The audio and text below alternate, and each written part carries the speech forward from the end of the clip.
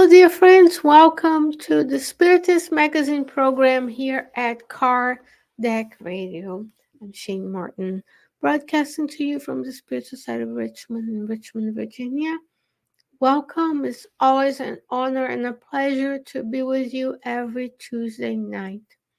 And today we're going to be talking about issue 32 of the Spiritist magazine. Remember, you can access all of the issues of the Spiritist magazine free of charge by visiting spiritistmagazine.org. Contact form is there, the link to the apps, the link to download the PDF. All you need for the Spiritist magazine is at the website. And today we're going to share a brief article by the Spirit Emmanuel through the mediumship of Francisco Cândido Xavier. It's a beautiful message titled Love and Forgive. And this is the magazine cover, Calling on Peace. This magazine was published in January 2016. And here we are today in the midst of a war in Europe, many other conflicts all around the world. One more time, we know the Spiritist teachings are timeless. The things that you and I learn today will serve us today, in the next decade, in the next lifetime. So it's always a blessing to see that there are resources for you and I to feel more peaceful, more engaged with ourselves and others as well. Here we have, dear friends, many different things you can see. I'm going to scroll down to the article. You can see all of these are the thumbnails of the PDF. And then we'll get rid of those thumbnails. I use it this way so you know. It's a very easy way, very simple, highest quality. If you consider investing on the physical copy of the magazine, you can also have it for your studies at your Spiritist center, at your home if you don't have a Spiritist center. If you just have a study group in your area, you want to use the Spiritist magazine, this is your resource for that. So what you're seeing right now on my side is the screen, my computer screen. Then I will make it large enough so we can read and discuss it together. See, it's very simple. 1, 2, 3, 4, 5 phrases. First teaching of the day. How to communicate in a concise manner. Emmanuel is the king of conciseness. He's able to say so much, so few words compared to you and I. He has enough words, the right amount of words. And as we read, as we learn, then we can truly practice this when we are writing, when we're speaking, because one day, hopefully sooner rather than later, we'll be superior spirits, and the superior spirits, just as Jesus, they speak less, they listen much more, but every time they say something, they make it count. Every word has a meaning, every word has a purpose. You and I are the opposite. We blab and we blab and we blab. We say a lot, not saying much. But that's today. The future is 5 phrases that we're going to talk about today. So the title is Love and Forgive. This is going to air at the beginning of the Thanksgiving and holiday season here in the US, where I am located, where I live. As an American citizen, I will participate in Thanksgiving and holiday celebrations. In my case, I'm a Christian, so we're celebrating Christmas. And respectful of others who have their holidays and their celebrations, right? And as we come together, families, small nuclei of friends, that's when the teaching of today can be very much attuned with us to love them and to forgive. Forgive ourselves. Forgive them for what they've done. They may not even realize. We do the best we can with the resources at hand. We might end up being the ones asking for forgiveness, or in order to move on and free ourselves, we may need to forgive. Even Jesus did this at the cross. He forgave those who were crucifying him. He prayed to God that they didn't know what they were doing. So if Jesus is a guide and a model, then we also love and forgive, because he loves all of the 8 billion of us, plus the discarnate friends that live with us, and much more. He accepts each and every one of us as we come, understanding that we are in separate, different levels of evolution. So now back to Emmanuel. Emmanuel says, because this is such a small article, I'm going to put one line at a time.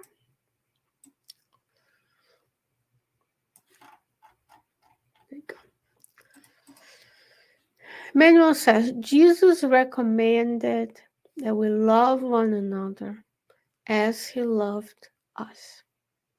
The infinite, joyful, abundant love of a Christ Spirit that incarnated in our midst to teach us, to show it to us. What infinite love he has for us since he accepted us on the earth, created our planet in conjunction with all the superior spirits, and he cares for each and every one of us, not only the humans in the human kingdom, but also the mineral components, the plants in the vegetable kingdom, and the animals in the animal kingdom. So he's recommending that we love one another as he loved us. Much easier said than done, but he did it, so can we. We come to this world within a family group, within a neighborhood, and that is the first opportunity. As home is a school for souls, as Jesus tells us in the book, Jesus in the Home by Neil Lucio. That's the first nuclei of love. Someone came together, they donated their materials. You had to have someone's body for a certain amount of time to gestate. They had to care for us when we were young. They taught us a whole village of folks. We can love them. We need to love them and forgive them. Even if they hurt us, they did the best they could, right? When we come with this life with a set of things we want to learn about, we want to work on, a set of people around us to accomplish that task, a purpose and a mission that is unique to you in the universe. But we bring with us many behaviors from past lives, relationships, disagreements. So it makes it a little bit harder where we are to love one another, just as Jesus loved us. But that's something for us to put on our curriculum. You know, when you have a job, your boss comes to you, write your goals for the next year. I just did this to my nurse. I said to her, write your goals for the next year, and let's see how I can support you in that mission. But for you and I, and for all of the beings on this planet and in the universe, we can develop millenary goals for our spiritual goals. One of them would be, I want to love each and every one just as Jesus loved me. It might take a little while, but it's up to you and I how fast we get there. So those are beautiful millenary goals. Oops. What else did he say? He said, Jesus also recommended that we forgive offenses. Clearly ain't gonna happen. Do what I'm trying to do with the computer. Forgive offenses can happen. The beauty of the technology. He also recommended, Jesus, that we forgive offenses 70 times 7.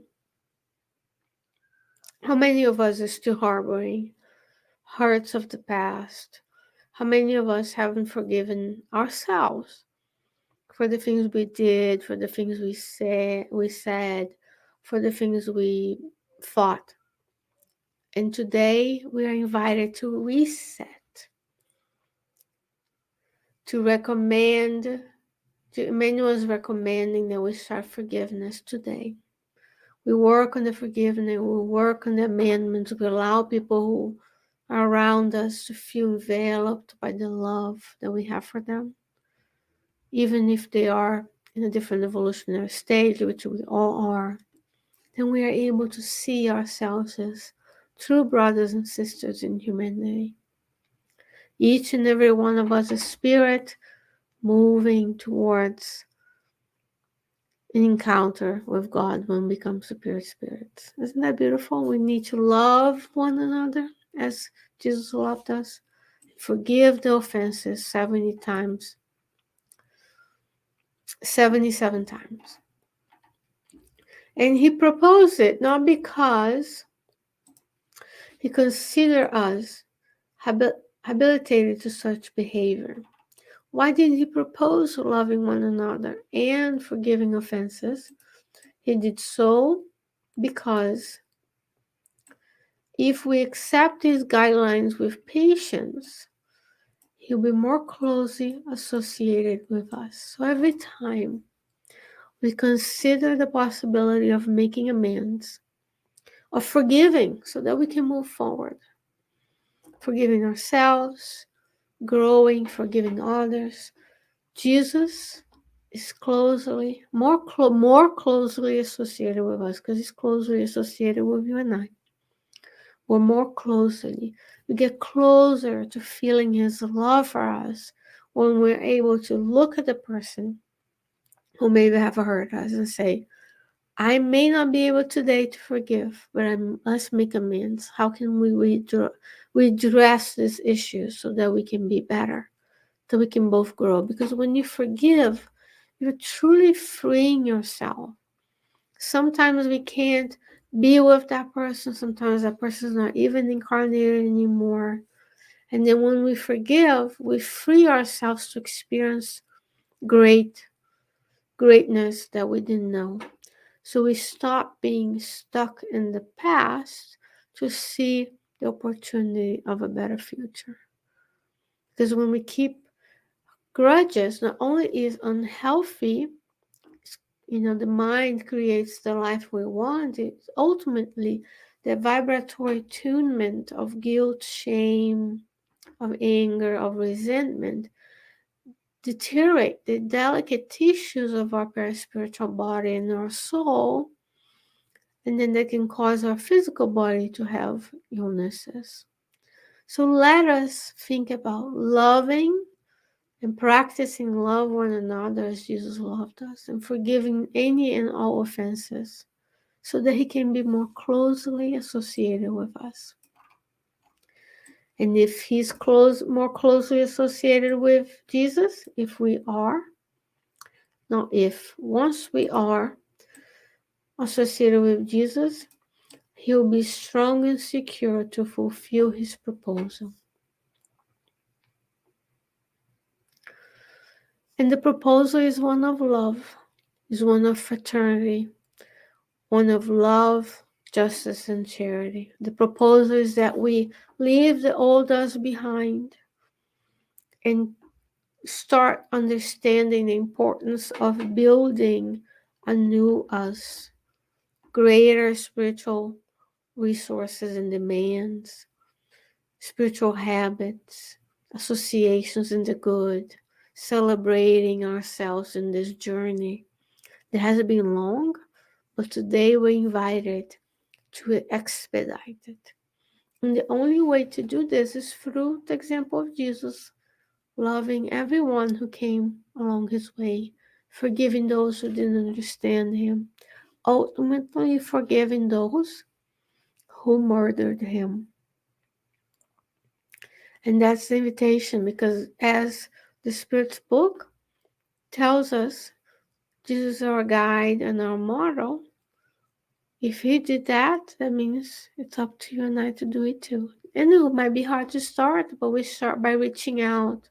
The text message, the phone call, the acts of charity towards others, the acts of charity that go beyond the physical giving of alms, or also a mental um, giving of charity when we can pray for that person. We can send thoughts of a loving vibration. We can pray that the spirit mentors are with them. We can help ourselves by going to sleep, practice intelligent sleep, and asking for sessions, psychotherapy sessions, group sessions of psychotherapy, so that we can work out the details if we're not unable to do this in a physical manner during our daily activities. Well, then, slowly but surely, we'll be able to feel this closer association with Jesus so that we can be able to co-create with him in whichever way we want. Co-create the goodness, seek the goodness, mold the goodness, increase the goodness within ourselves. And this is from the book Monte Acima by Emmanuel through the mediumship of Francisco Cândido Xavier. What a beautiful teaching. Love and forgive. Put it here so we can look at this beautiful proposal as we enter the holiday season, the Thanksgiving season. So when we invite ourselves to be open to the possibilities of reconciliation, of loving those who received us in this life and forgiving them for their shortcomings and forgiving ourselves for the things we're still working on. Dear friends, what a blessing to be with you. It's always an honor to be here, broadcasting live or on demand to you, whichever way you consume this, as an act of charity. If this was helpful, share with others so they can also benefit from Emmanuel's words on loving and forgiving. Stick around because our friend, a dear friend, Carol Correa, will be here with you at 9 p.m., where she studies with you all of the teachings of the Spirit's book, third part, where we have the Divine Lost, question by question, a beautiful study from a wonderful, loving heart. And you're welcome to join and partake in this sharing of teachings so we can learn, we can get better, we can be of service to others. God willing, I'll be back with you next week. Until then, stay well, stay safe, take care of yourself and others, and I'll see you soon. Bye bye.